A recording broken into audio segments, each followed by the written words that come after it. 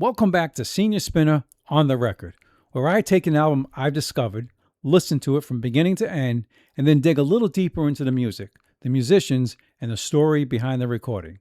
Today's album was another one of my selections from the very first Senior Spinner's new vinyl picks. It's a brand new album from Dan and Shay, Young.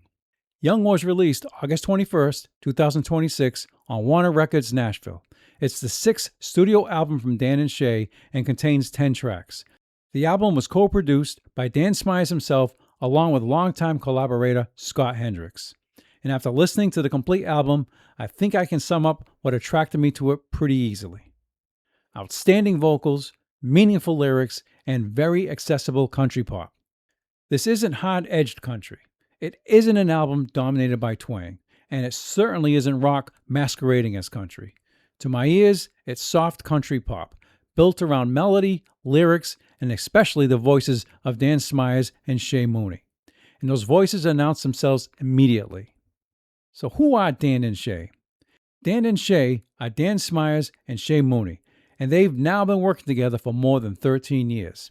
Their first album, Where It All Began, arrived in 2014, and since then, they've developed a style that lives comfortably between contemporary country and pop. They've also become enormously successful doing it, including 3 Grammy Awards and a string of major country and crossover hits. But Young represents something a little different. Dan and Shay have described this as their most personal and autobiographical album to date. Every song was inspired by a true story, reflecting where they are now in their lives: marriage, children, faith, growing older, losing people, and looking back at who they used to be.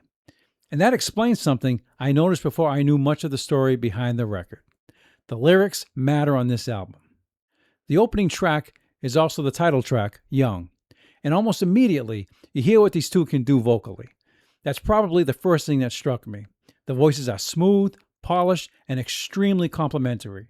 But then I started paying attention to the words. Young looks backward from adulthood, at the people they once were and the things they thought they understood when they were younger. That sets up another characteristic that continues through the album. These aren't simply catchy country pop songs. There's usually a story or an idea underneath them. And I found myself listening to the lyrics almost as closely as I was listening to the music. Track 2, Say So, was particularly interesting to me musically. It starts as an easy tempo, then accelerates into a much faster feeling chorus, and settles back down again. I really appreciate songs that can pull off a transition like that without making the transition itself feel forced. And Say So does it effortlessly. But when I researched the song, I discovered there's considerably more going on here than its musical construction. Say So was inspired by the loss of Dan and Shay's longtime friend and mentor, Ben Vaughn, a highly respected Nashville music executive who died by suicide. Dan Smyers, Shay Mooney, David Hodges, and Jimmy Robbins wrote the song, and the process became part of the duo's attempt to deal with their grief. So what initially attracted me because of its tempo changes turned out to have a much deeper story behind it. And that's one of the reasons I enjoy researching these albums after I've listened to them. Sometimes you discover why a song felt different before you even know what it was about. There's also an impressive group of Nashville musicians behind this record. Dan Smyers contributes vocals and programming in addition to producing the record. Shay Mooney handles vocals. And throughout the album, you'll hear musicians including Brian Sutton, Derek Wells, Gordon Moat, Jimmy Lee Sloas, and drummer Nir Z. Their album was engineered by Jeff Balding, mastered by Andrew Mendelson, and different tracks were mixed by Jeff Giuliano and Justin Nybank. That's an accomplished group of studio musicians and production people.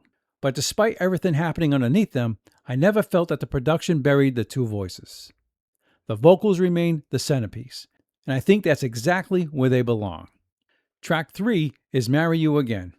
This one got me with the chorus. It's catchy, very catchy. And because Dan and Shay's voices blend so naturally, the chorus has that quality where it stays with you after the song is over. That's something this album does particularly well. It doesn't need enormous instrumental hooks to make songs memorable. Often, the hook is simply the melody and the vocal harmony. Then we get Forever Like This. This is a slower song with a very pleasing tempo that remains fairly consistent throughout. And placed where it is on the album, I think it works nicely. It lets the record settle down. It's comfortable, it's melodic, and once again, those vocals are carrying a lot of the weight. But then we get to the next track, and the energy changes. Her, the Kids, and Jesus was one of the songs that really stood out to me. It's inspirational, uplifting, and energetic.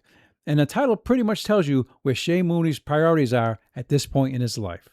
This album is very much about two men looking at adulthood from the inside rather than writing about some imagined future.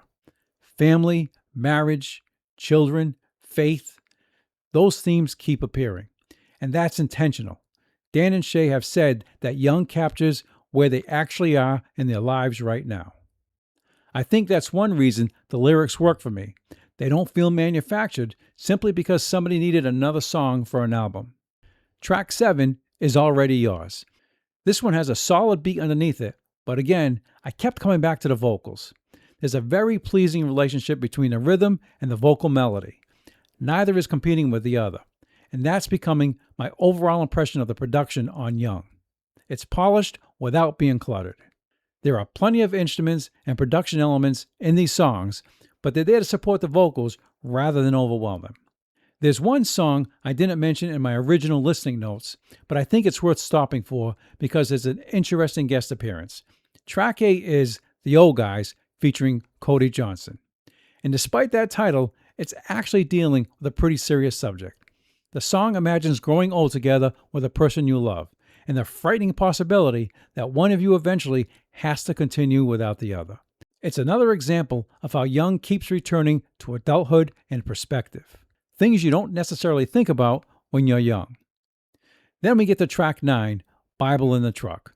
This was another song where the lyrics caught my attention. It's inspirational without feeling overly heavy-handed, and I particularly noticed what sounded like a banjo in the instrumentation. Well, I checked. It is. That's Brian Sutton playing banjo and acoustic guitar. And there's even more traditional country instrumentation here than I initially picked out. Stuart Duncan contributes fiddle and mandolin, and Paul Franklin plays steel guitar. That explains why this particular track sounds a little more traditionally country to my ears than much of the album. And the song itself uses the memory of learning to drive with a father as a larger lesson about navigating life. Again, storytelling. That's something I've come to appreciate and more as I've experienced country music. And finally, track 10, The Price of Love. This is exactly where this song belongs. When I finished listening to it, my immediate thought was that it felt like closing a book, not simply because it's the final track. There's something about the arrangement and the emotion of the song that gives the entire album a sense of resolution, and the instrumentation helps. The credits include piano and Hammond B3 organ from Gordon Mote, along with a string arrangement featuring violins, viola, and cello. So the album doesn't simply stop, it concludes. There's a difference. And after an album that spent 10 songs talking about youth, adulthood, love, marriage, children, faith, and loss, The Price of Love feels like turning that final page and closing the cover. I thought it was a perfect finishing song. So, where does Dan and Shay's Young land for me? I enjoy this album very much. If I had to identify its greatest strength, there's really no question, the vocals. Dan Smyers and Shay Mooney sound terrific together. But the more I listened, the more I realized that the vocals alone aren't what make Young work. It's the combination. Strong vocals, accessible country, pop arrangements, meaningful lyrics, memorable choruses, and songs that actually have something to say. There's also enough variation in tempo and instrumentation that I never felt as though I was hearing the same song 10 times. So now comes the question, is it vinyl worthy? For me, not quite. And as I said before, that isn't a negative rating of the album. Vinyl worthy is a very specific standard in my collection. I discover far more music than I could possibly purchase on vinyl. So I'm perfectly happy for a really enjoyable album to remain part of my digital collection. And that's where Young lands. I'm glad I bought it digitally. I enjoyed listening to it, and I'll absolutely listen to it again. But I don't feel compelled to own the physical record. And that's okay, because the entire point of my musical exploration isn't to fill my shelves with more records. It's to fill my life with more music. and Dan and Shay's Young accomplished that. Before this project, I was still trying to figure out exactly what kind of modern country music appealed to me. This album gave me another clue. Strong melody, great vocals, meaningful lyrics, and enough country instrumentation to give the music its identity without overwhelming the songs. Apparently, that's a combination that works pretty well for me. If your taste leans toward the softer, melodic side of contemporary country, or you're primarily a pop listener who's curious about exploring country music, I think Young would be a very easy album to recommend giving a listen. And if you've already heard it, let me know what you think. Will Young earn a place in your record collection? This has been Senior Spinner on the Record. Until next time, keep spinning, keep listening, and keep discovering.